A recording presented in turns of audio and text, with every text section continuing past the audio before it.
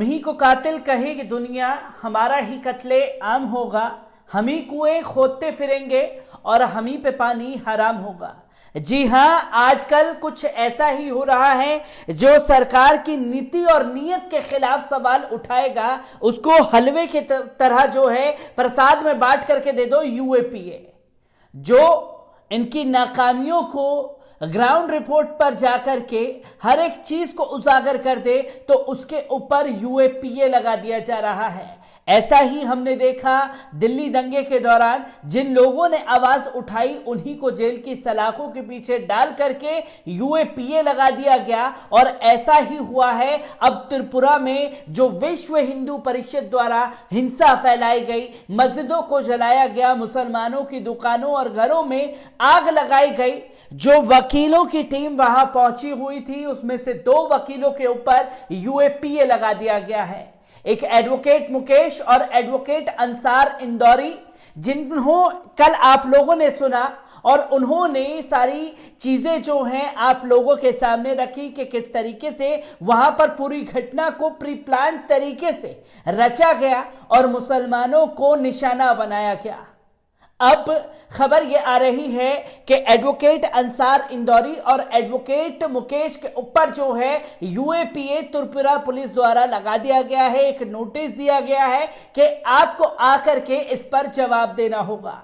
ये तमाम तस्वीरें जो हैं सामने आ रही हैं और तानाशाही हुकूमत की पूरी तरीके से पोल खुलती हुई दिख रही है कि जिन्होंने जमीन पर उतर करके इनके मंसूबों को नाकाम किया, इनकी जो मंशा थी उसे देश दुनिया के सामने रख दिया, तो इनाम में मिला यूएपीए।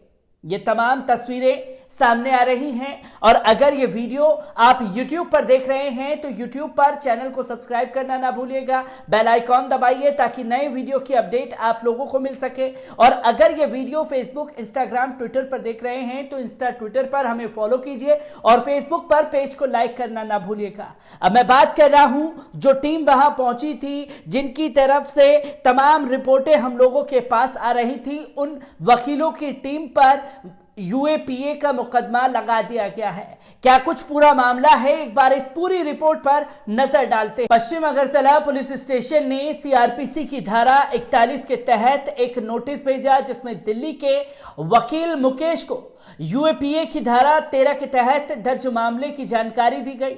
इसी तरह का UAPA notice National Confederation of Human Rights Organisation NCHRO के वकील अंसार इंदौरी को भेजा गया। दोनों वकील त्रिपुरा में हाल ही में एक फैक्ट फाइंडिंग टीम का हिस्सा थे। उनके खिलाफ धारा 153A और B, धर्म, जाति, जन्म स्थान, निवास, भाषा आदि के आधार पर विभिन्न समूहों के बीच दुश्मनी को बढ़ावा देना, 469 सूचना को नुकसान पहुंचाने के उद्देश्य से जालसाजी, 503 आपराधिक धमकी शामिल है, 504 शांति भंग को भड़काने के इरादे से जानबूझकर अपमान, 120B आपराधिक साजिश के लिए सजा, भारतीय दंड संहिता। यूएपीए एक आतंक विरोधी कानून है जिसकी व्यापक रूप से पूर्व सार्वजनिक अधिकारियों और विशेषज्ञों द्वारा इसके कठोर प्रावधानों के लिए आलोचना की जाती है। राष्ट्रीय अपराध रिकॉर्ड्स ब्यूरो एनसीआरबी को हालिया आंकड़ों से पता चलता है कि 2017 से अब तक देश में यूएपीए मामलों की संख्या में वृद्धि हुई है। सुप्रीम कोर्ट के वकील Ehtesham Hashmi, lawyers for democracy के एडवोकेट अमित श्रीवास्तव, एनसीएचआरओ के एडवोकेट अंसार इंदौर और पीयूसीएल के ओर से एडवोकेट मुकेश की एक टीम ने मंगलवार को दिल्ली के प्रेस क्लब में त्रिपुरा में सांप्रदायिक हिंसा पर अपने निष्कर्ष जारी किया। मुकेश और अंसार इंदौरी को भेजे गए यूएपीए नोटिस ने उनसे सोशल मीडिया में आपके द्वारा किए गए प्रसारित इन मनगढ़ंत और झूठे बयानों, टिप्पणियों के तुरंत हटाने का अनुरोध किया गया है और उन्हें 10 नवंबर 2021 तक पश्चिम अगरतला पुलिस स्टेशन के सामने पेश होने का निर्देश दिया गया है। एडवोकेट एडवोकेट मुकेश ने कहा है कि यूएपीए नोटिस उन्हें people's union for civil liberties के हिस्से के रूप में संबोधित किया गया था, एक संगठन जिसकी ओर से उन्होंने हाल ही में एक तथ्य खोज यात्रा की थी। 30 अक्टूबर 2021 से 1 नवंबर 2021 तक हम एक तथ्य खोज टीम का हिस्सा थे जो राज्य में सांप्रदायिक हिंसा की खबरों को देखने के लिए त्रिपुरा गई थी। मैंने सोशल मीडिया पर केवल वही साझा किया जो हमने देखा। हमने दिल्ली में एक प्रेस कॉन्फ्रेंस की और उसके बाद इवेंट का फेसबुक लाइव किया। मुझे लगता है कि उन्हें इस फेसबुक लाइव के साथ कोई समस्या थी। मुकेश ने कहा कि जो भारतीय कम्युनिस्ट पार्टी, मार्क्सवाद, लेनीवाद लिबरेशन और all India lawyers association for justice की दिल्ली इकाई के सदस्य भी हैं। बेंगलोर के वकील और के सदस्य क्लिफ्टन रोजरिया ने यूएपीए नोटिस को डराने धमकाने के एक बड़े पैटर्न का हिस्सा बताया है। फ्रीलांस रिपोर्टर समृद्धि सकुनिया जो राज्य में हिंसा की खबरें लाइव ट्वीट और साझा कर रही है, उन्होंने आज पहले ट्वीट किया कि त्रिपुरा पुलिस वास्तव में त्रिपुरा हिंसा के बारे में बात करने वाले लोगों को पकड़ने के लिए कड़ी मेहनत कर रही है और नोट किया कि कैसे पुलिस हिंसा कराने वालों के पीछे जाने के बजाय सोशल मीडिया पर उसके दावों की जांच कर रही थी। इससे पहले बुधवार को त्रिपुरा पुलिस ने कथित तौर पर भड़काऊ सोशल मीडिया पोस्ट के लिए 71 लोगों के खिलाफ मामला दर्ज किया था। शुक्रवार को त्रिपुरा उच्च न्यायालय ने हिंसा का स्वतः संज्ञान लिया और राज्य सरकार को 10 नवंबर तक रिपोर्ट प्रस्तुत करने के लिए कहा। अदालत ने राज्य सरकार को यह सुनिश्चित करने के लिए सोशल मीडिया प्लेटफॉर्म के खिलाफ कार्रवाई करने का भी निर्देश दिया कि झूठी, काल्पनिक या गढ़े हुए समाचार, लेख या दृश्य फुटेज सोशल मीडिया प्लेटफॉर्म पर नहीं आते हैं। तो जो हवाला पुलिस प्रशासन की तरफ से दिया गया है उसमें एडवोकेट अंसार इंदौर और एडवोकेट मुकेश को यूएपीए के तहत नोटिस भेज दिया गया है। पर इससे पहले आपको बता दूं कि कल ही इंटरव्यू के दौरान एडवोकेट अंसार इंदौर ने खुलासा किया था, जब टीम वहां पहुंची थी तो किस तरीके से उन्हें रोका जा रहा था। जो तथ्य वो लगातार सोशल मीडिया, अल्टरनेटिव मीडिया के जरिए बाहर दे रहे थे। क्या कुछ पुलिस प्रशासन के बारे में एडवोकेट अंसार इंदौर ने कहा था, एक बार उस बयान पर नजर डालिए। बिल्कुल बिल्कुल, ये दो चीजें इसमें मैं शेयर करना चाहूंगा। सबसे पहले तो हमें सरकार ने जो है वहां दौरा करने से रोका।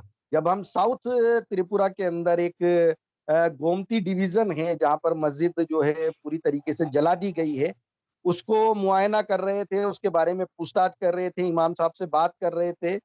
उसी टाइम में वहां के लोकल एसएचओ आ गए और आकर के हमसे कहने लगे कि आप किसकी परमिशन से यहाँ पर आए हैं।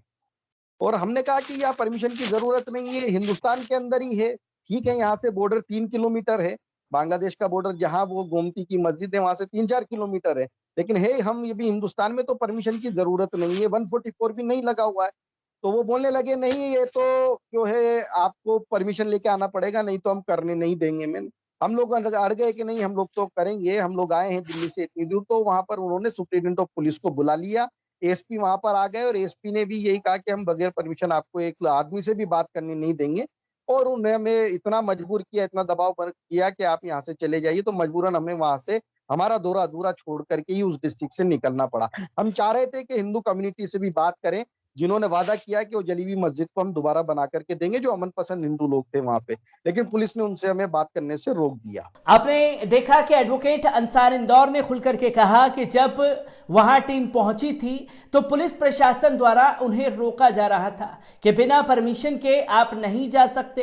तो ये एडवोकेट की टीम की तरफ से कहा गया कि कोई दूसरे देश का हिस्सा नहीं है कि अपने देश में आने के लिए ही परमिशन मांगी जाए। और फिर एसएचओ और तमाम बड़े पुलिस अधिकारियों द्वारा उनके काम में खलल डालने की कोशिश की जाती रही और जब कोशिश डाली गई तो उन्हें उनके अधूरे काम को रोकना पड़ा और वापस दिल्ली के लिए भेज दिया गया। ये तस्वीरें लगातार खतरनाक साबित होती जा रही हैं।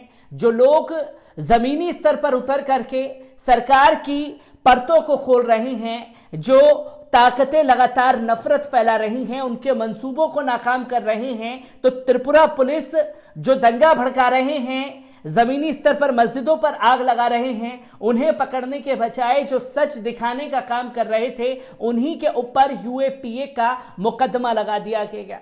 मैं ऐसी ही खबरों से आपको रूबरू कराता रहूंगा। दीजिए इजाजत, शुक्रिया।